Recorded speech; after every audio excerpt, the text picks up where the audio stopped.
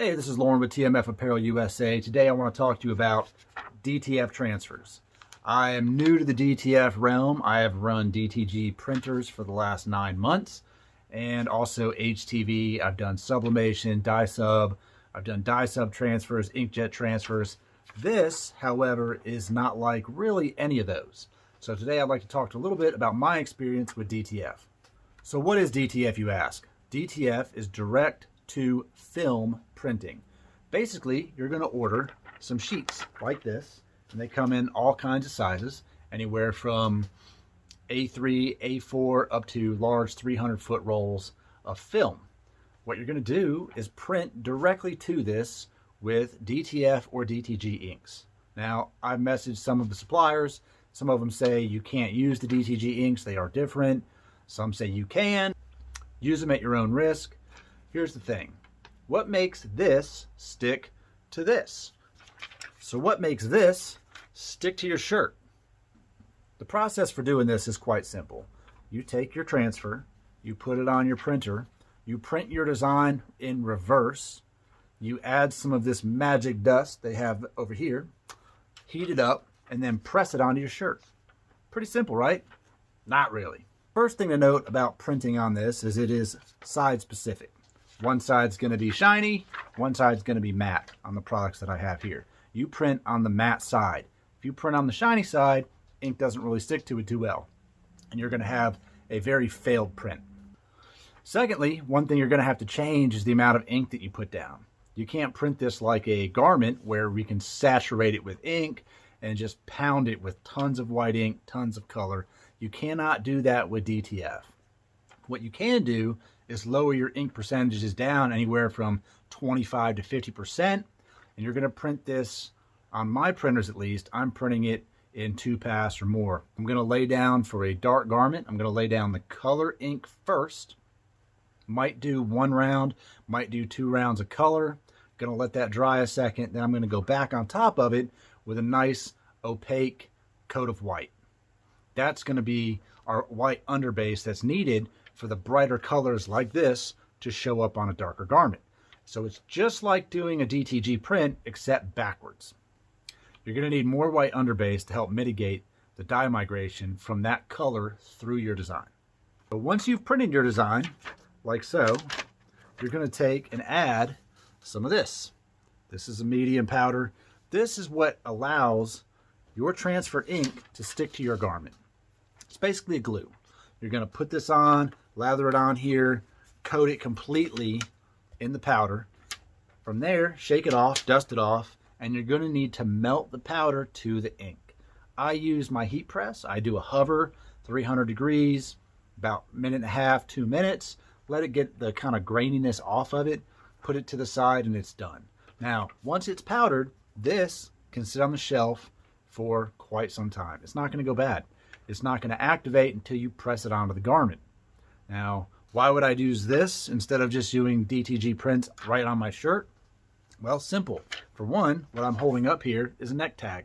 If I want to put a neck tag on the back of this shirt, I'd have to pre-treat the shirt, flip it inside out, heat press it, dry it, put it on my platen, line it up perfect, and then load up this and print one of these. Might take 40 seconds to print a neck tag on a shirt, take it off, heat press it for another 90 seconds to 2 minutes, take it off for each and every shirt.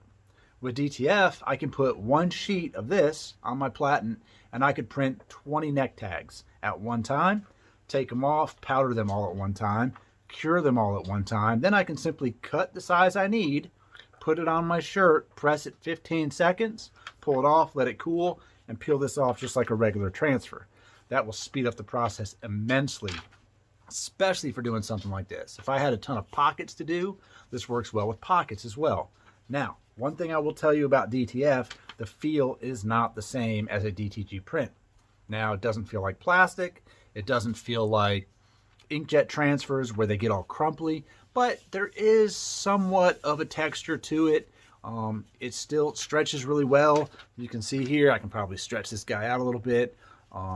It's not going to fade like that. It's still a DTG ink, just backed with a glue to keep it to the shirt.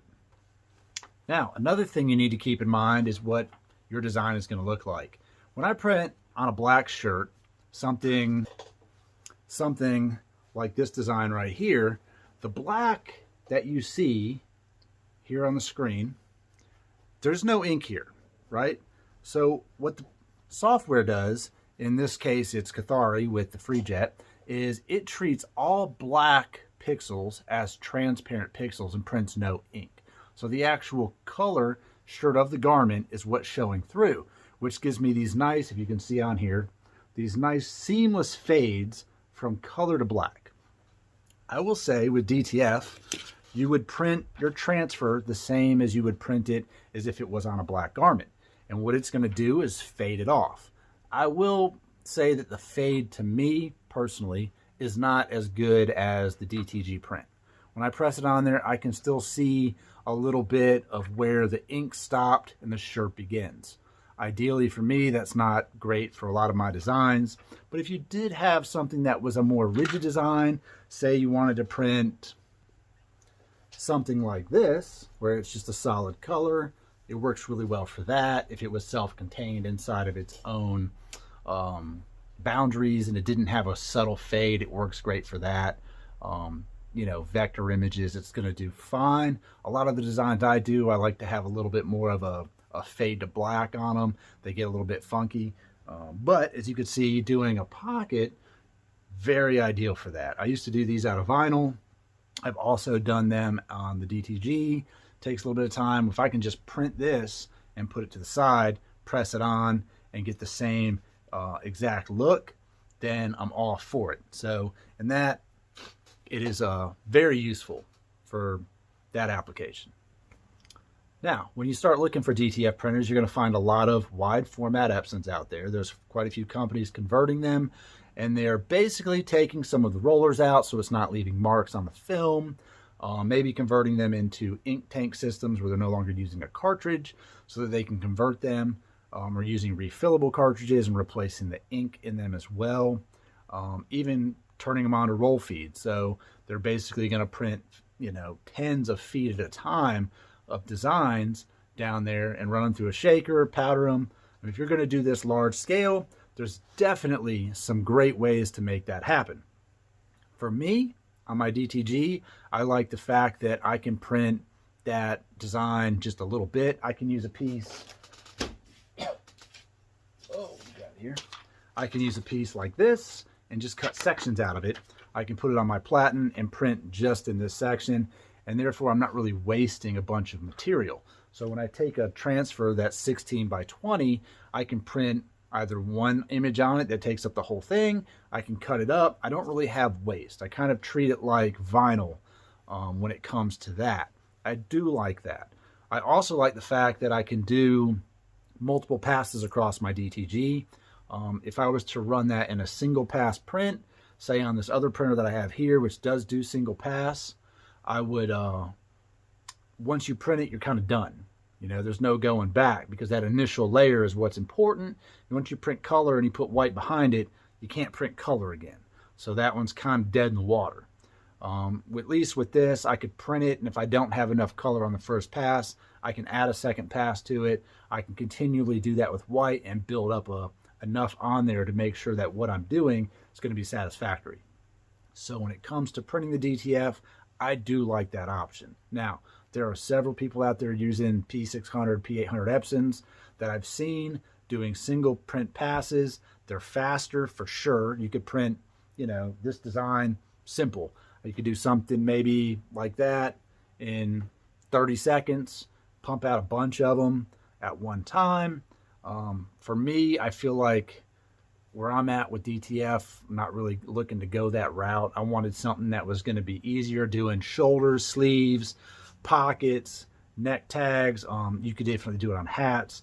The DTF will stick to just about anything: nylon, polyester, denim. So it's great transfer for everything outside of just the cotton realm or the heavy cotton realm base for the DTG. So if you have little things you want to do on hats, you can press that sucker right on there. I have tried it with that. It does work. You just need a decent hat press that's going to cure it evenly to make it happen. So if you have a DTG machine and you're looking to get into DTF, the cost to get started is pretty minimal. You can buy yourself a starter pack of transfers. You can get 10, 20, or 100 of them, anywhere from $10 to $30 on some of those starter packs. You can buy the medium here, which is going to go a long way. You're not really going to waste a lot of it. You're going to put it on there. A lot of guys put it in a big baking tray or a big baking pan and just shake it. Whatever excess runs off is still fine. Just keep it in there, keep shifting it, keep shaking it, keep putting it on. It's only going to cover the part of the transfer that has ink on it. So one of these little guys here, I don't remember how much it weighed. It was maybe a pound of medium powder. Is pretty inexpensive. You can get started relatively cheap. Just know when you first start, print little things, print small stuff, and get your settings right. And not every image is going to require the same settings, but they should be similar. That way you don't waste a ton of transfers. I think I maybe went through 5 or 6 paper size transfers when I got started, just doing test prints and then pressing them onto shirts and seeing how one looked versus the other, checking my settings, all that jazz. So I would, keep in mind that you're going to waste a few. But if you're looking to get into it and you already have a DTG machine, it is a great way to go. If you have customers that would like to buy designs, definitely easier to do than probably solvent printing. I think it definitely feels better than solvent print transfer. And you can print these, powder them, cure them, put a little separator sheet in between them, put them in an envelope, and ship them right off to customers. You could ship them 1, 100, doesn't matter. All they need is a heat press or an iron that will cover it evenly. Press it for 15, 20 seconds, all done. So it's a great thing you can do there to expand your business as well, selling the pre-printed transfers if you're not going to also put them on the shirts. So keep that in mind. I cannot emphasize this enough. When it comes to DTF, the biggest difference is going to be there is no pre-treat at all. I don't have to spray anything on my shirt, dark garment, light garment, color garment. It does not matter. This is what adheres your design to your fabric. So that does cut out some of the process. Also, some of those awkward burn boxes you could get on heather grays or white tees. If you're doing a DTF transfer on a white shirt, you can just print all color on the image, powder it, cure it, press it, and you do not need an underbase for that to show up, and it works fantastic. I would say that if you're doing it on a light color garment, a white shirt, that the feel is definitely not quite like this because you don't require as much ink and it's not as thick. So very, very effective for that, and you can easily print full color images, photos, everything right there on them and press them right on, peel them off, ready to go. If you were printing these guys up all day long, to press the shirts, definitely less time than DTG for sure. So that is an option.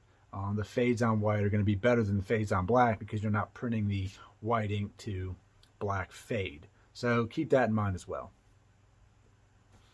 I'm going to be posting some other videos, so check out the channel. I've got videos from all kinds of stuff on there, but I will have a section specifically, a playlist specifically for direct-to-garment and my apparel business.